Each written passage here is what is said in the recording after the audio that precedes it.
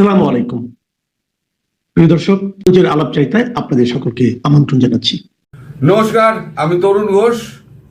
গত সপ্তাহেই বলেছিলাম নরেন্দ্র মোদী কলকাতা আসার সম্ভাবনা ক্রমশ উজ্জ্বল হচ্ছে। আজকে খবরের কাগজে যেটা বেরিয়েছে সেটা কনফার্ম হয়েছে।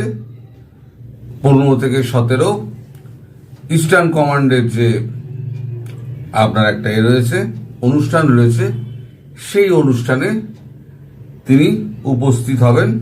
কিন্তু উপস্থিত হচ্ছেন সেখানে কি কারণটা আর তার সাঙ্গপাঙ্গদের আশা, এটাই একটা বড় প্রশ্ন চিহ্ন তুলে দিচ্ছে। ইন্ডিয়া টুডে যা লিখছে সেটা হলো PM Modi to inaugurate combined commanders conference in Kolkata next week. Prime minister Narendra Modi will inaugurate the combined commanders conference CCC 2025 in Kolkata from September 15 to 17। মানে উনি 15তে এসে 15তেই উনি চলে যাবেন। কিন্তু বিষয় যেটা, সেটা ওনার সঙ্গে কে কে আসছে। Organized by Armed Forces, 3-day event will bring together the nation's top military and politicians, including the Defense Minister Rajnath Singh, National Security Advisor Ajit Doval, Chief of Defense Staff Anil Chauhan, Defense Secretary Rajesh Kumar Singh, and secretaries from other ministers. এই পর্যন্ত ঠিক ছিল, defence secretary of the ঠিক ছিল, and secretaries of other ministers. এই যে secretaries of others minister আছে না, এইখানে খোঁজ খবর নিতে গিয়ে যেটা দেখলাম, বর্ডার রোড অর্গানাইজেশনের যে সেক্রেটারি তিনি আসছেন, road development corporation of India তার সেক্রেটারি আসছেন, তারপর এই যে কমিউনিকেশনের জন্য কমিউনিকেশন সেক্রেটারি আসছেন। মানে এই যে টিমটা আসছে, সেই টিমটা কিন্তু যদি শুধু ডিফেন্সেরই একটা উদ্বোধনের ব্যাপার হতো তাহলে এই টিমটা আসতো কেন? খুব স্বাভাবিকভাবে প্রশ্ন ওঠে। উনি ইনাগুরেট করতেন, ইনাগুরেট করে উনি চলে যেতেন। এখানে কোনো রাজনৈতিক কোনো সভা সমাবেশ নেই যে সেখানে তিনি বক্তৃতা দেবেন, বা অন্য কোনো অনুষ্ঠানে এসছেন সেখান থেকে এসে উনি ঘুরে গেলেন, বা এখান থেকে ঘুরে তিনি সেই অনুষ্ঠানে অ্যাটেন্ড করবেন। তিনি আসছেন, এখানে মিটিংটা করবেন, এবং মিটিংটা হবে মোটামুটি 4 ঘন্টা থেকে 5 ঘন্টা, এটুকুও খবর পেয়েছি। একদম জিওসি ইস্টার্ন কমান্ডের সঙ্গে বসছেন আমাদের লেফটেন্যান্ট জেনারেল জাদেজা। তিনি এখন পোস্টিং আছেন নর্থ ইস্টে, যেখানে এই আমাদের 7 সিস্টার আছে, তিনি এখানে আসছেন। ফলে এখন যেটা দাঁড়াচ্ছে সেটা হচ্ছে একটা কোনো প্ল্যানিং হচ্ছে। কারণ বর্ডার রোড অর্গানাইজেশন যখন এসছে, তার মানে রাস্তাঘাট সেগুলো ঠিকঠাক আছে কিনা, কোথাও করতে হবে কিনা, লজিস্টিক্স ঠিকঠাক আছে কিনা, কমিউনিকেশন সিস্টেমের লোক যখন সেক্রেটারি যখন আসছে তাহলে কমিউনিকেশনের লোক আসবে। তা এটা কখন হয়? এটা যদি আপনার নর্মাল কোনো উদ্বোধন হয় তাহলে এত সেক্রেটারি আসবেন কেন? এত সেক্রেটারি তো আসার কথা নয়। তারপরে আপনার উত্তর পূর্বাঞ্চলের আপনার লেফটেন্যান্ট জেনারেলকে তাকে ডেকে পাঠানো হয়েছে, তিনিও এইখানে থাকবেন।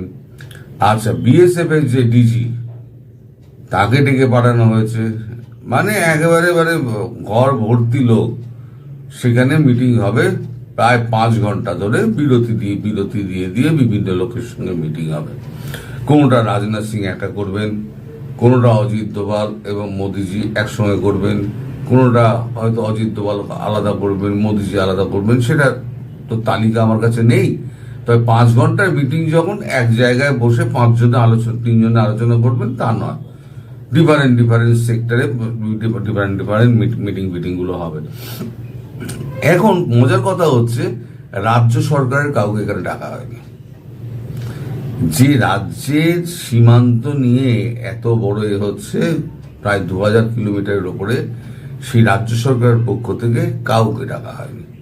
ডাকা হয়েছে কিন্তু বিএসএফ এর ডিজিকে। তার মানে এই যে আমাদের এখানে যখন 71 সালে যখন যুদ্ধটা হয়েছিল, তখন কিন্তু ইস্টার্ন কমান্ডই কিন্তু পরিচালনা করেছিল।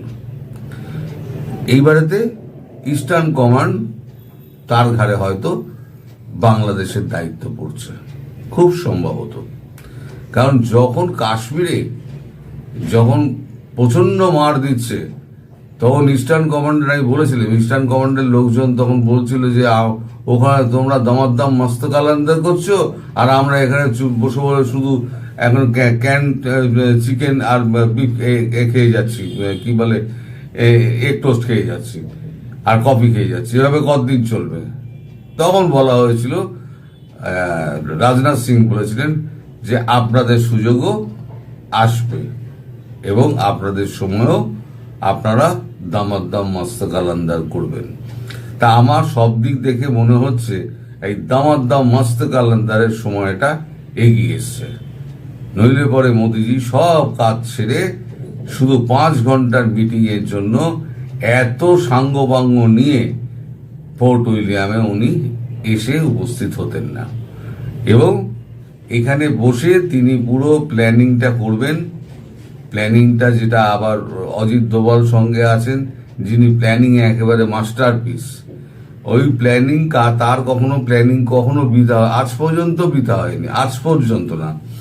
সুতরাং তিনি 10 পা ভেবে কাজ করেন, মানে 10টা কদম এগিয়ে ভাবেন আর কি। যদি এটা ফেল হয় তাহলে ওইটা, ওইটা ফেল হলে ওইটা, ওইটা ফেল হলে ওইটা, এরকম করতে করতে এগোন। তো যাই হোক, এখন এই যে মিটিংটা হচ্ছে না, এই মিটিং এর পর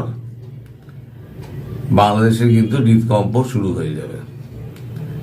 15 তারিখে যে মিটিংটা হবে, তারপরে দেখবেন প্রধানমন্ত্রী মোদিজি চুপ করে গেছেন, কোনো কথা বলবেন না। উনি যখন কোনো অ্যাকশন হয় উনি কোনো কথা বলেন না, এবং পরে একটা সময় দেখবেন কোনো একটা অনুষ্ঠানে উনি উপস্থিত হয়েছেন, সেখানে উনি শান্তির বাণী ছড়াচ্ছেন, এদিকে দামাদ্দাম মস্ত কালান্দার শুরু হয়ে গেল। কারণ বাংলাদেশে এখন যা চলছে, বিশেষ করে হিন্দু নির্যাতন যেভাবে হচ্ছে আর যেভাবে ভাষণ টাষণ দেওয়া হচ্ছে, একদিকে ইলিশ পাঠিয়ে সৌহার্দ্য দেখানো হচ্ছে, ওদিকে হিন্দুদের ধর্ম তুলে হিন্দুদের একেবারে নাকি হিন্দুরা নাকি পুজোর প্যান্ডেলে নাকি মদ গাঁজা খায়।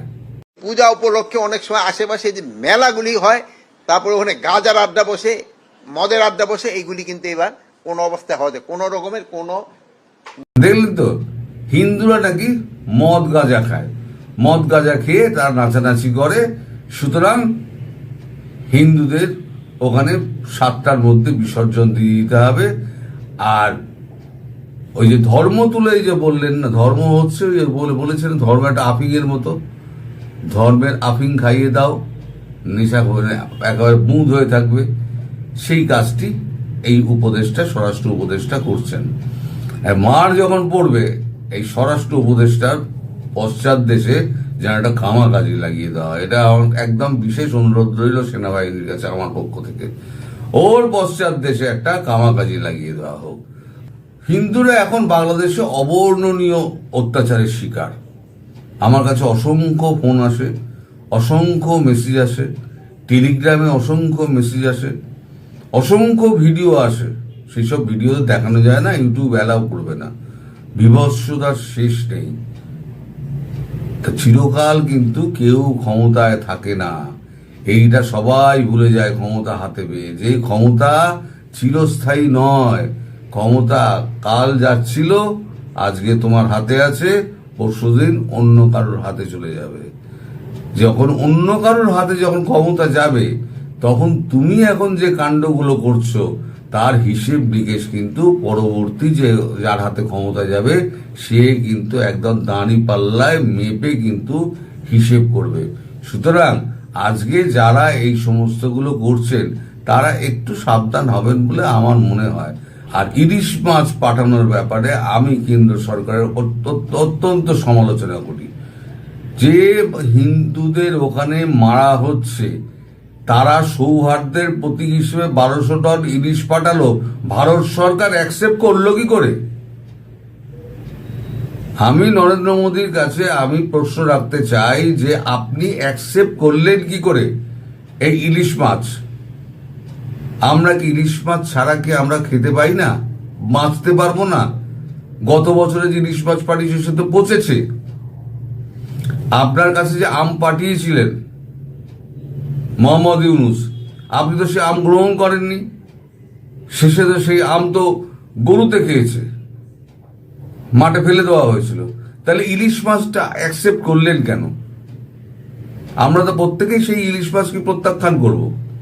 ওখানে মা বোনদের অত্যাচার করা হচ্ছে, এখানে বাংলাদেশে ইলিশ খাওয়ার জন্য তুলে হাতে নিয়ে এবারে ছুটলো, ছোটাবে। বাংলাদেশি ইলিশ আর বাজারে পাওয়া যাবে না, যা ব্যবস্থা সব করা হচ্ছে। যাই হোক, এই যে সংকেতটা যেটা আসছে 15 তারিখে, এটা কিন্তু গভীর সংকেত। সুতরাং বাংলাদেশের বর্তমান সরকার একটু বুঝে শুনে চলুক, না হলে পরে কিন্তু কপালে অশেষ দুর্গতি আছে, এটা আমি বলে দিলাম। কারণ মোদিজি মুখে কোনো কথা বলেন না, তিনি যা করেন সেটা হচ্ছে কাজ করে দেখিয়ে দেন। ওই কাজ করার সময়টা, সেপ্টেম্বর তো, কাজ করার সময়টা এসে গিয়েছে। তাই শেখ হাসিনা বলেছিলেন, আমি ভিডিও বার্তা দিয়ে দেশে কবে ফিরছি সেটা আমি জানাবো। সবাই ভালো থাকবেন, সুস্থ থাকবেন এবং সাবধানে থাকবেন। নমস্কার।